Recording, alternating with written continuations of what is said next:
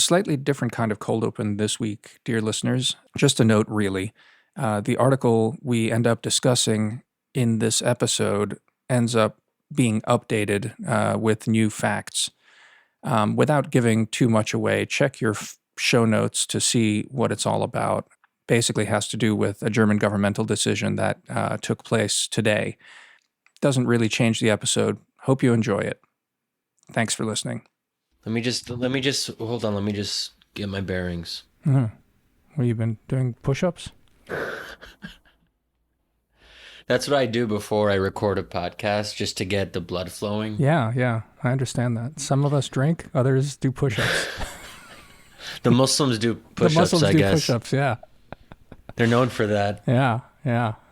And I should note as we start here that I have not eaten anything all day, so that could either mean that I will say more profound things or less profound things over the course of this episode. It's hard to tell. I don't think it's hard to tell. Fasting is supposed to actually clear your head and make you better, right? Isn't that why most religions ask that? I mean, it's good for you. I don't think it's supposed to make you a better performer or produce more in terms of work. Like, you're not going to be as productive if you're fasting all day. I think the point is mostly to build self-discipline and to prove yourself that you can uphold a structure that is externally imposed, which is, I think, quite valuable. But I don't think we should pretend that all good things go to get. Oh boy, have a burger or something while we record. No, I mean, honestly, I mean, we haven't talked about it in the podcast. I mean, I play around with that sort of intermittent fasting stuff every so often. And I've always found that sometimes by accident, but other times, on purpose, I've found that my head is clearer. I don't know if that's placebo or what, and there's no really way to tell, but I find that it's just good for me mentally. I mean, I think it's certainly not good for, going out to plow the fields or something like that. But turns out I don't have any fields and I don't do plowing. So, I find it good for the brain. Yeah. Well, I mean, sometimes I like not having lunch during the day because it keeps me light. So I feel like if I have a big meal during the day, I get a little bit slow afterwards and I just feel like taking a nap. And also, I caused some controversy yesterday on Twitter by making some statements about the keto diet, or as we like to call it, the keto lifestyle. We don't like the word diet. Yeah, you said it was the Islam of diets. I didn't see that caused. That tweet was forwarded to me by two people, and I was really? I was just like, oh well, whatever. I've heard this so many times, but I didn't know it got you in trouble. Wait, is there a fatwa out against you? Wait, why were people randomly sending you text messages about me saying that? Were they like mutual friends and like, oh, look at what Shadi said, did you see that? Or they're like, Damir, why is Shadi saying these things? Can you talk to him? One was Ani saying, isn't this your joke? I said, no, this is Shadi's joke. He's been saying this forever. And then I forget who the second person was. I think it's a mutual acquaintance. But I feel like a good chunk of my day, since we've been doing this podcast and since it's been doing better, is people sending me your tweets. That's amazing. Wow. That kind of makes it all worth it. But I should, in the interest of fairness and accuracy, I want to give my brother, Sharif, some credit. He does listen to the podcast every now and then.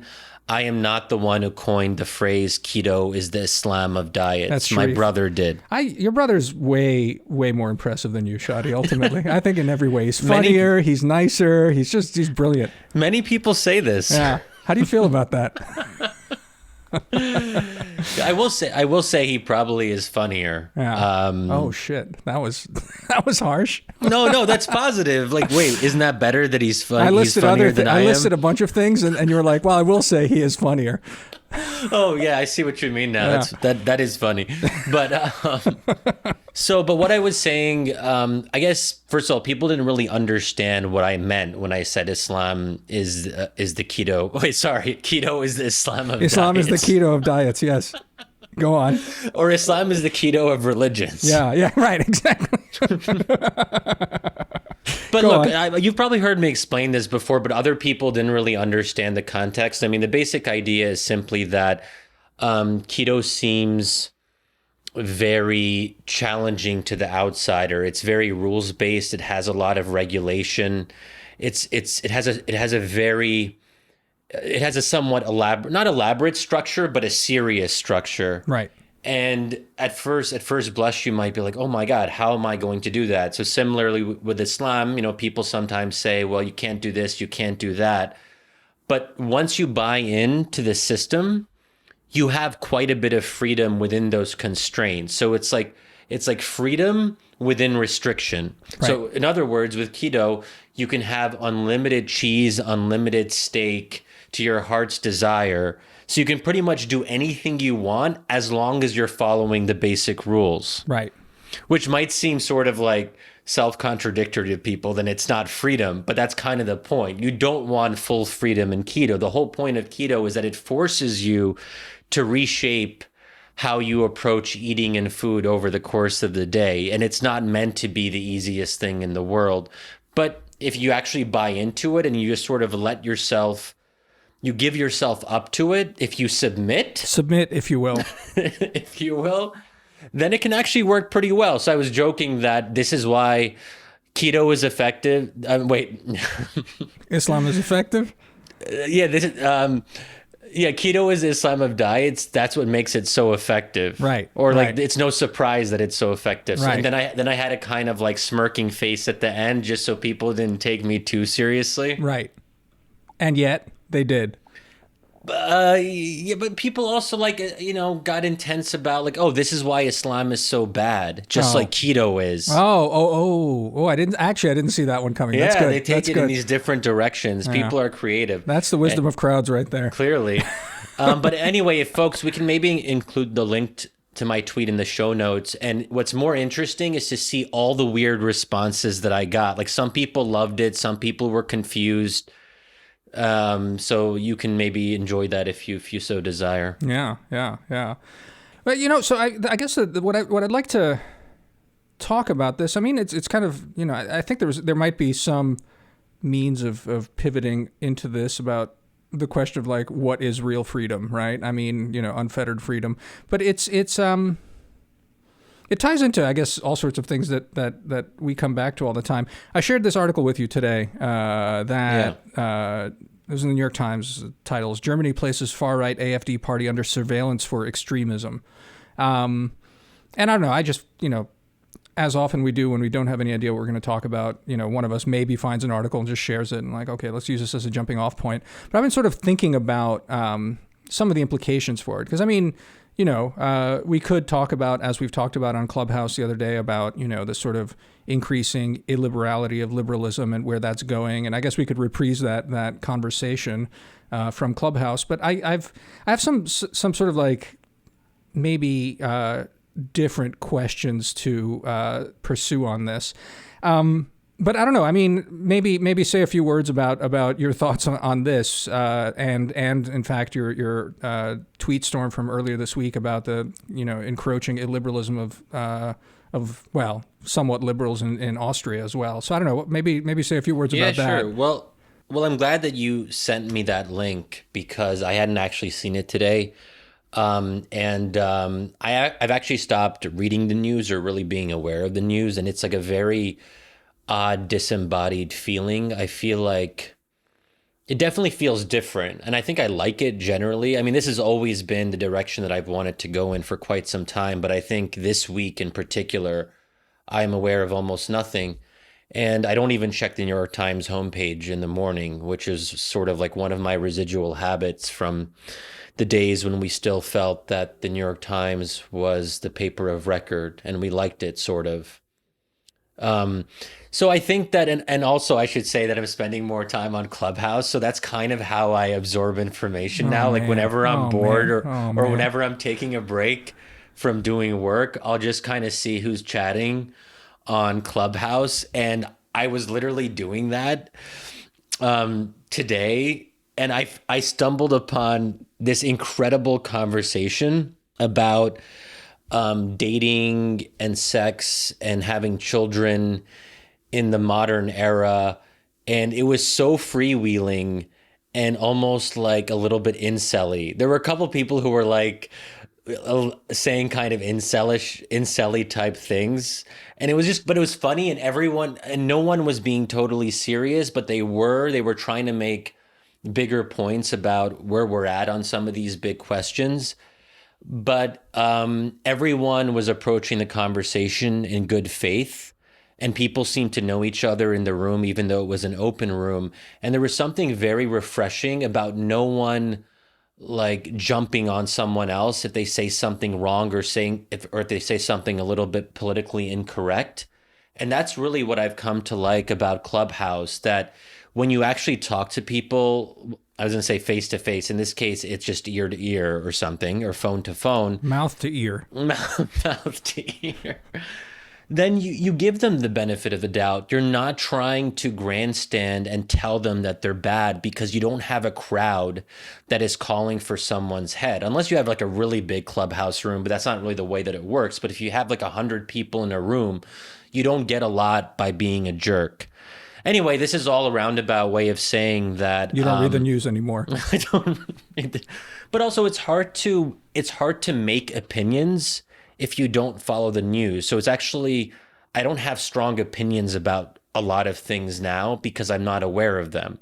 I mean, I'll always have my strong opinions about liberalism, democracy, the Middle East, democracy promotion in the Middle East, so on and so forth. But if someone was like, Shadi, well, do you have an opinion about what happened last week on X issue? I could make one up on the spot, probably, using my first principles and then extending out from that.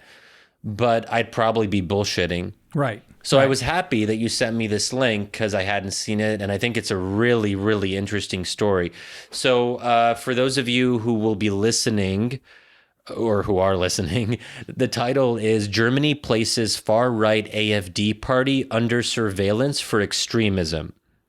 It is the first time in Germany's post-war history that a party in the federal parliament has elicited this level of scrutiny as a potential threat to democracy. So that sort of captures the basic idea. I found it fascinating because I literally was reading through this article and I'm like, is this for real? Because some of the justifications for putting the AfD under surveillance were absurd. I mean, if there were actual good reasons, I'd be willing to listen, to hear them out, and we can judge accordingly. And I thought they'd have something a little bit like some kind of smoking gun, that they caught some AfD parliamentarian doing something that really crossed any like not just a red line, but like a purple line. But I didn't see anything of the sort. And we can maybe talk about what some of these rationales are for putting the AfD under surveillance. Just as some background, though, the AfD is the Alternative for Germany. And they are, as you know, far right. We could sometimes also call them right-wing populist, radical right, so on and so forth. But what's interesting is that, and obviously Germany has a history of bad things happening with far-right parties. So this is specific to the German context. So Germany has something called, I forget what it's called exactly, but the Federal Agency for the Protection of the Constitution, something like that. Yep. And they pretty much monitor parties to make sure that they're not going too far either to the radical right or the radical left. So the Communist Party in the past has had some trouble, even though it's on the far left.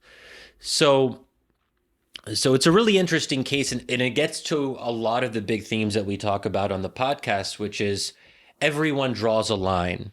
The question is, where do we draw our lines? When we talk about going too far, what is too far? What are the limits of liberalism, or what are the limits of democracy? Should there be some parties that simply are prevented from participating in the democratic process because they're too problematic or too bad or too frightening or too extreme? So this is going to be a really important case, I think. And I should also say, and I think I mentioned this probably a year and a half ago or something, that I had just come back. It was one of my last trips abroad before COVID. I was in Germany, and part of what I was doing was interviewing, leaders of this party, the AFD, and I was surprised that I got quite a bit of good access to some of their leading figures, including their sort of their philosopher in chief, if you will, Chief ideologue. Chief Right. ideologue, yeah. Yeah. The sort of the kind of intellectual architect, and also their in-house Islam expert. And they do have a kind of in-house Islam expert who speaks fluent Arabic. He peppers his sentences with inshallah, which was like really weird. So I'm meeting up with him for dinner. And then he's like talking about like how much he loved going to Egypt recently with his family. And he's like, inshallah, I can go there again soon. And I'm like, who the fuck is this guy? This is crazy. But he's interesting because he did his PhD dissertation, then published a book that is about a very obscure aspect of early Islamic law and its formation. So, and it's actually, that study was well regarded. And then he became a far right ideologue. Anyway, an interesting bunch of characters. And so, having spent some time with these folks, even some of the more hardline among them, you know, I can sort of, it's like, this is interesting. I know some of these people. Yes, there are scary things about them. They are definitely anti-Muslim, that's for sure. Yeah. But yeah, I the thing that jumped out at me before I sort of try and get us into like this weird substantive thing that I have in mind, it's bizarre that or at least it's indicative that it's leaked out that they're now under surveillance. I mean, there were stories. I mean, I think they were putting members out of surveillance. I think the difference is now that this is the whole party is being put under surveillance. Right. But the fascinating thing is if it's out that you're being surveilled, you know what I mean? Like it's you take precautions. It's not. Once the story's out. So it's interesting how that seems to be playing out. Like someone's leaking on the inside and someone's uncomfortable with this, clearly. It's interesting. The New York Times, of course, only cites people supportive of the decision and, you know, about like, et cetera, et cetera. It doesn't really... To be fair, they do cite a couple of the AFD responses. Right, but it's just like Nazis angry at being surveilled by the righteous. Like, Nazis angry at being called Nazis. Right. Dirty Nazis being like outraged at the righteous trying to curtail their nefarious behavior. It's interesting you mentioned that because the timing is auspicious. I mean, there are upcoming, I think, local and state elections, and then there will be national elections later on. But the fact that it's coming in the lead up to campaign season, and like you said, if a party is going to be under surveillance. And that's obviously now public knowledge for most Germans who are considering who they want to vote for in upcoming elections. Would you really want to vote for a party that is being surveilled? Obviously, I would think that some people are going to say, well, maybe I'll just not do that this time. I mean, obviously, we're still talking about a secret ballot. I don't know if the government can really know what individuals are doing in the privacy of the ballot box, but still, it's not a good vibe. Well, but that's a good point, and I think this can get me into what I want to talk about. I imagine Germans still think that the secret ballot is secret, and it's one of those things that this strikes me as one of those moves that potentially, in any case, creates like counter legitimation. It's just like really like sparks the fuck you vote to a certain extent, because once you sort of start painting a party in these sort of lines, you know, deservedly or not, a lot of sort of marginal people that don't consider themselves fascists or racists or anything like that, but are voting for them anyway, will start questioning the dominant narrative, right? I mean, this is one of those stories that sort of keeps popping up over and over in all of this like populist turmoil, you know? It's all of a sudden people get, I guess the opposite of woke is red-pilled, and they just get red-pilled at that point, and then everything is questioned. You know, everything is in doubt. Anything that comes out of straight sources is potentially not on the up and up. But so I mean, that just gets me thinking. You know, I was on this panel this morning, and it was Chatham House Rules, so can't really say much about it. But someone said on it, it wasn't about Germany. It was broadly about Europe. And, you know, a lot of people on the panel were really convinced technocrats. And one of them's an economist, and he just dropped this term, which I hadn't heard before. And it had to do with, you know, technocrats in the European context being able to generate outcome legitimacy is the term that he used. And that just jumped out at me. It's like outcome legitimacy. Wow, that like defines the approach to politics of the entire European continent and arguably of the Biden administration as well, right? It's we will now legislate, and we will legislate righteously to, create outcomes that will make us popular and legitimate our rule. I mean, it's not like large chunks of the European establishment are not legitimate, not like Biden's not legitimate, but it's this belief that like technocracy in the service of, righteous goals basically is like will legitimate itself that way through providing good outcomes.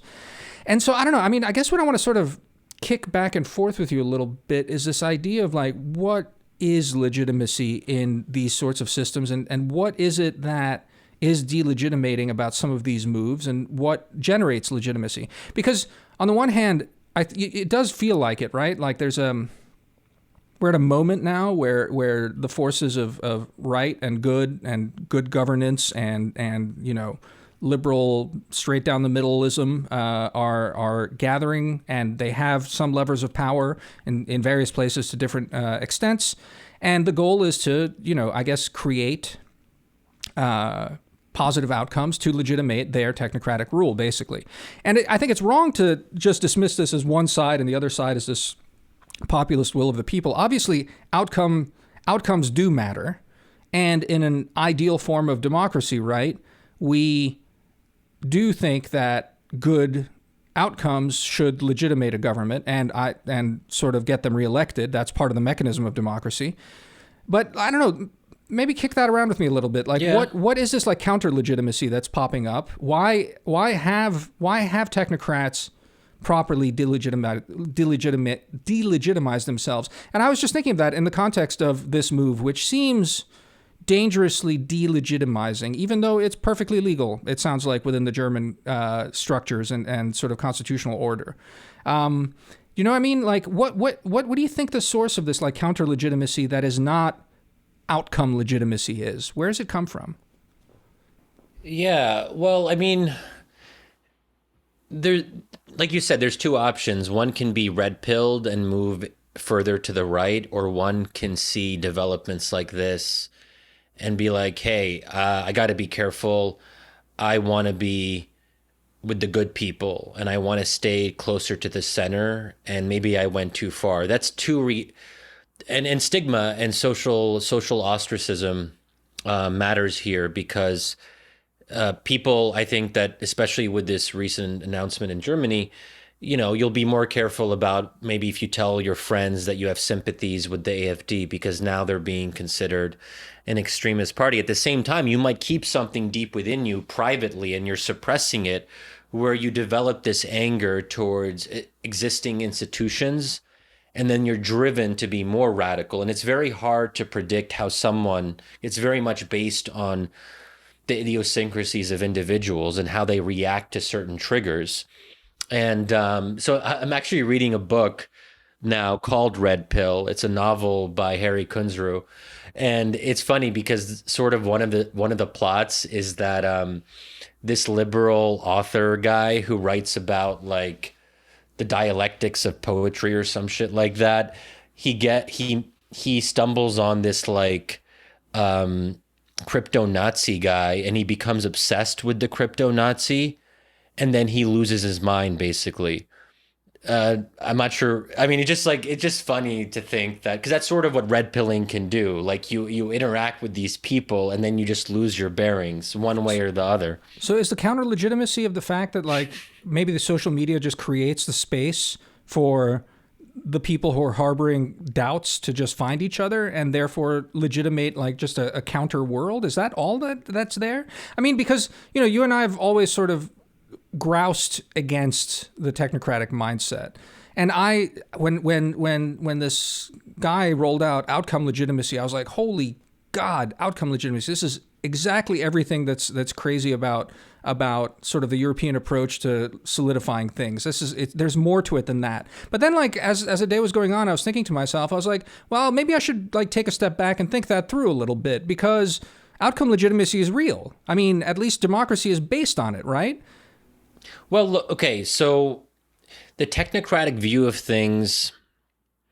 So So here's a good example. Here's one of the justifications for putting the AFD under surveillance, which gets at some of these bigger questions. Because some of it depends on like what exactly are people worried about? Presumably they're worried about bad outcomes that might result from this party playing a bigger role. It's worth noting this party is the leader of the opposition. It doesn't have a huge number of seats in parliament. It has about 13%, but because there's basically a kind of unity government that has the other big parties, they are sort of by default the leader of the opposition. So we're literally here talking about the largest opposition party in a democracy. So if it was just like a fringe party of like 3% and they just had a couple seats, that would maybe be a different story. But anyway, so the Domestic Intelligence Agency apparently spent 2 years scrutinizing the speeches and social media posts of AFD officials. Now, it's interesting because I guess like any researcher could really do that. Here's what they actually came up with, and it's kind of lame. Here's what it says in the article. The assessment, which amounted to 1,100 pages, concluded that the party's position violated key principles of liberal democracy. And here's the kicker. Not least Article 1 of the German Constitution, which states that human dignity is unassailable. So here's the charge against them is that they don't believe human dignity is unassailable. Now you can pretty much like, put that charge on anyone. I mean, I'm sure people think that would say things like that about their opponents in most democracies. I mean, certainly in the U.S. They say that about me in any case. Yeah, that I have no respect for human dignity as such. Yeah, I mean, like seriously, like if you said something where you like, I mean, it could be any example. It would be pretty easy to say, well, this person isn't fully on board with human dignity. A lot of woke people would probably say that about most of the rest of America, that they don't fully believe in the human dignity of people of color, black people, trans people, LGBTQ, so on and so forth. So it's such a vague charge to be levied at someone. And I read that in the article. I'm like, wait, they spent 2 years and that is their conclusion. It almost, I thought it honestly felt like a parody. I was like reading an Onion article because I know things that the AFD has said and done that are worse than that. And like there are legitimate concerns about that party, but you can do better, you know? But the bigger question here is outcomes. And I guess the way that some of these German overseers of the democracy see it, they think that democracy should generally lead to good outcomes. And if democracy leads to people like the AFD getting more power on the local, state, or national level, then democracy is doing something wrong. And then democracy itself is a problem to be countered. And this is where I think you oftentimes have anti-democratic behavior in the name of democracy. And I think this is an example of that. And we've debated this for a long time. And I think it's really one of the core issues that I'm looking at this point of my in my writing and research, which is, why do we believe in democracy? Is democracy a means or an end? And what does it mean for democracy to be a means to something else? Right? Yeah. Look, I mean, just on the narrower point of Germany, again, I'm far from a German specialist or don't speak the language, only been there a few times. But, at the heart of it is that the main divergence and the main reason why this is I think it translates into such a holy shit story over on this side is because our attitudes towards speech are completely different from them. I mean, that's at its heart is that the Germans have never thought that free speech is some sort of inviolable thing that as far as I can tell in the post-war era, speech is, for all the reasons you outlined, I mean, it's potentially very dangerous. And it's obviously comes from a historical recognition that democracies undo themselves. Ultimately, that's what we're talking about here. So it's if you take as a starting principle, democracies have a tendency to undo themselves. and free speech is not some sort of holy first principle, but rather potentially a means for democracies to undo themselves, well, here you are then. I mean, I think the standalone absurdity is the other thing that you pointed to, which is that through the way that these grand coalitions are formed, you have the leaders of the opposition party being now surveilled on this, and that's a bad look, to put it least. But yeah, it's. I guess I'm still sort of struck by maybe this question of legitimacy, because when you think about it, like where does legitimacy come from? Like at least in the Western context, I'm not sure. I'm fairly sure this is not a universal story, but you have to oversimplify greatly, but at any one point in the sort of like early civilizational period, as civilizations have risen and fallen in the West, certainly in the Dark Ages, you have these sort of fiefdoms opening up, and the nobility, such as they are the strongest ones. They're the people who can organize violence the best. They are themselves the strongest, the biggest killers, and they're able to create some sort of order. So at the earliest sense, there's some sort of like power legitimacy that is like brute strength legitimizes itself. The church then generally blesses this, largely because, this organizer of violence can keep some sort of order. And then the church says that, God has sanctified this rule, and you're sort of left over with that, right? Past that, I don't know, by the time you get into 17th, 18th century, you have sort of the nobility is no longer particularly stronger or burlier or bigger or taller necessarily. They're getting more degenerate and effete, but they're still sort of blessed by God, and that just is like then taken over by this narrative, this democratic narrative, where on the one hand the people bless the ruled and legitimate them, give them legitimacy to rule, right? But again, the mechanism for this is this idea of outcomes. And I wonder, as you're dealing with this sort of question of democracy as an end to its, like a good in itself versus, instrumental. I mean, it's impossible to. I guess I'm, in thinking about this earlier today, it's too much to write off the fact that outcome legitimacy is not a thing. It's important, right? Is it important? Or not important, but like actually fundamental to... It's fundamental to how modern day technocrats on the center left and center right have viewed democracy since the end of the Cold War. So it's certainly a mainstream opinion.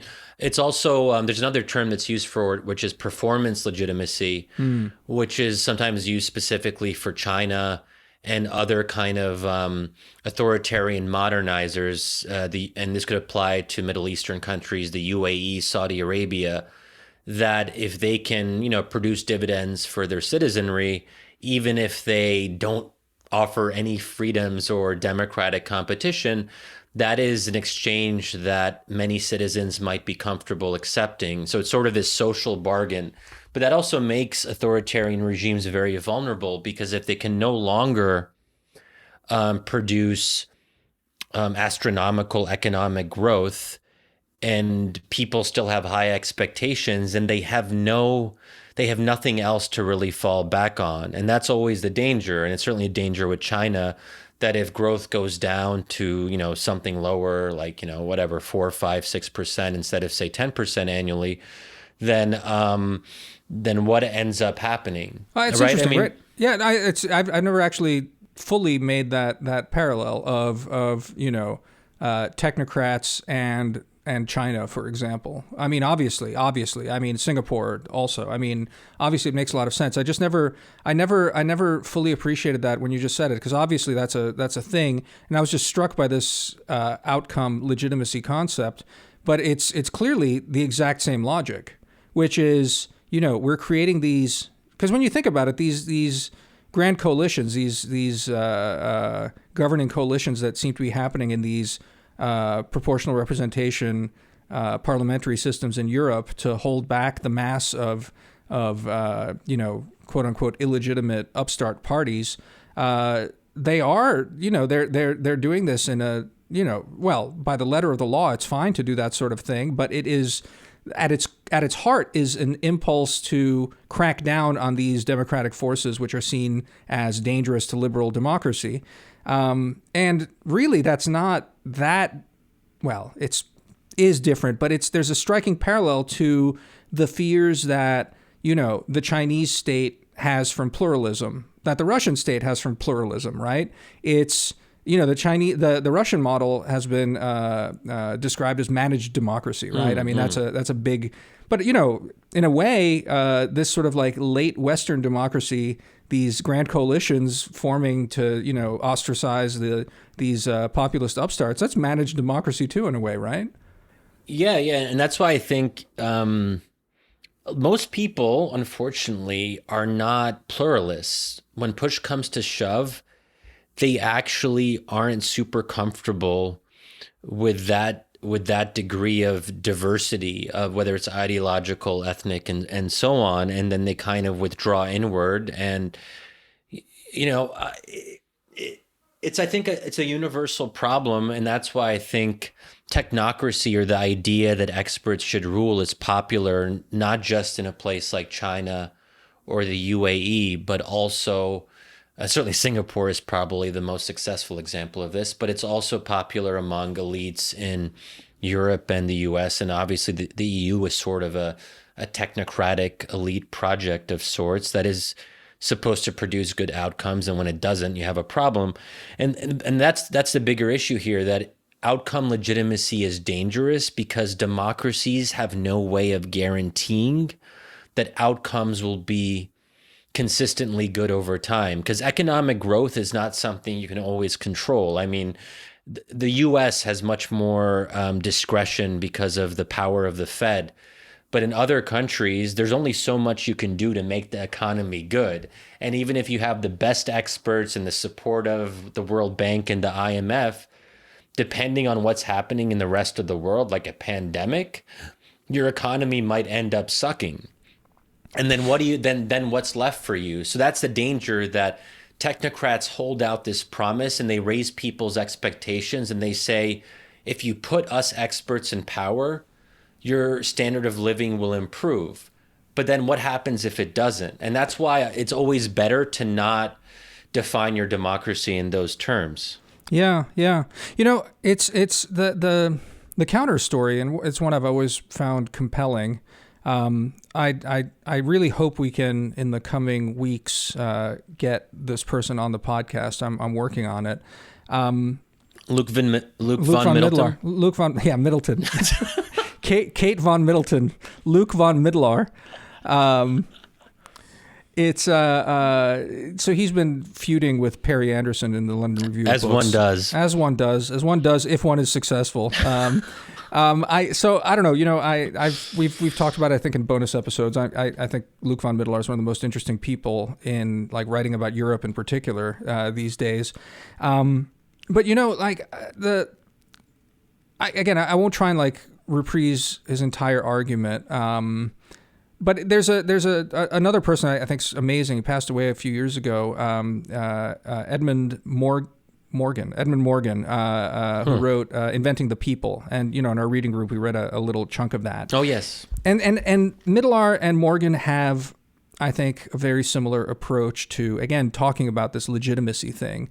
And it's something that, when you and I talk, it's somehow, mainly because I'm reacting to you to a lot of this stuff, because I don't have like a very solid theoretical like grasp of it, of how I approach it. But I find really compelling the way Middelaar and Morgan talk about what democracies are and how they're founded and then legitimated.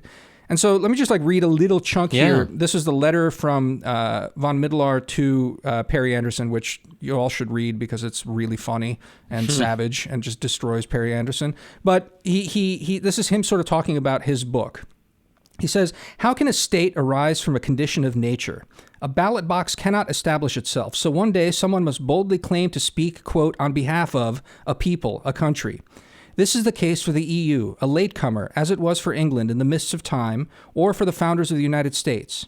Eventually, arbitrariness, bluff, and power struggles at the moment of inception are washed away by Whig historians to create a portrait of a great nation with venerable institutions. By highlighting the at times implausible interplay between events, personalities, and institutional devices at breakthrough moments, his book gives short shrift to the Brussels variant of such a sanitized narrative. Now, what's interesting about that, right, is that what I really like about that story is that it's a story of power legitimating itself through mechanisms, one of which is democracy. And it's interesting because Luuk von Middelaar is actually a Eurocrat at his core, but he's a much more clever and learned and smart guy. So he actually drives normal Eurocrats up the wall by ripping down the veil of this kind of narrative building about how power legitimates itself, because it's so easy to do for the European Union, because the democratic legitimacy has never been properly founded there. But, taking it, what I'd love to talk to him about now is like taking that a little bit further and seeing how and if European parliamentary democracies are also struggling with that right now, as basically the state itself is wielding these tools that undermine its own legitimizing narrative, which it arguably is a democratic legitimizing narrative. I mean, this goes, I think, pretty far off from where you stand, because you really do think that democracy itself is what one builds out from. I just really like this frame because it completely inverts it. It's almost 180 degrees. It's almost like 360 degrees, like funny universe from you. You know what I mean? Wait, Does that make sense? Is it really though? How do you see it as being like the opposite of my position? Maybe lay that out a little bit more explicitly for me. I don't think von Middelaar would say this, and I think Morgan is careful about it as well. And I think they would both say, in their own defense, at the charge I'm going to level at them both, is that just because something is a constructed narrative and covers the reality of power, it doesn't mean it's any less real, is what they'd say in their own defense. But I think on maybe call it a moral plane, I think is why it's the inverse of what you believe, is that arguably democracy is just this veil, that this like legitimating thing for how societies end up organizing themselves. And it's not intrinsically important. Maybe culturally rooted, maybe effective, but not good or doesn't have any content beyond that. Again, I imagine von Middelaar would, and the other guy, if he was alive, might quibble with that. But anyway, I don't know. Does that make sense, sort of? Because I always think that you do ascribe something more inherent and less brutally utilitarian, though you do say that there's, a kind of utilitarianness, but there's something else that I think comes out from you, which is some concept of the good that's like packed in there, which maybe you try and hide, but it's that's what I mean. It's for them, it's very much something that arises through history as a mechanism of like legitimation of, what is a naked political act. Put that way, my view is quite different. That said, I am struggling with some of these questions now. Because on one hand, I do sometimes talk about democracy in this minimalistic sense of it's good for regulating conflict. It's good for preserving the peace. It's good for managing pluralism. That's still pretty instrumental, and it's not a maximalist vision of democracy where democracy is leading to all these other good things that we love and everyone's happy and it's some kind of panacea. But on the other hand, as listeners will know, sometimes I'll talk about democracy as if it's a kind of faith. And I am a believer of this faith. There's no doubt about that. And I feel very strongly about it. Perhaps there's nothing I feel more strongly about in politics than this. So there's a tension. And I think ultimately I would have to fall back on this notion that because I believe in God and I believe that God created man and woman. Yes. I love that now I get like self-conscious about these things, like things that you would never think twice about in the past. You're always like, fuck, am I getting like canceled right now? I think that's called progress, Shadi. That's the smell of progress. It's literally what progress is. Yeah. So what was I saying? God created man and woman. So then there is something to be said for realizing the individual agency matters. What individuals are able to realize in their own lives matters because it speaks to a deeper sense of human dignity, and that democracy allows individuals to be more fully themselves, whether or not that's good or bad, because they can be more fully themselves and express bad, destructive things.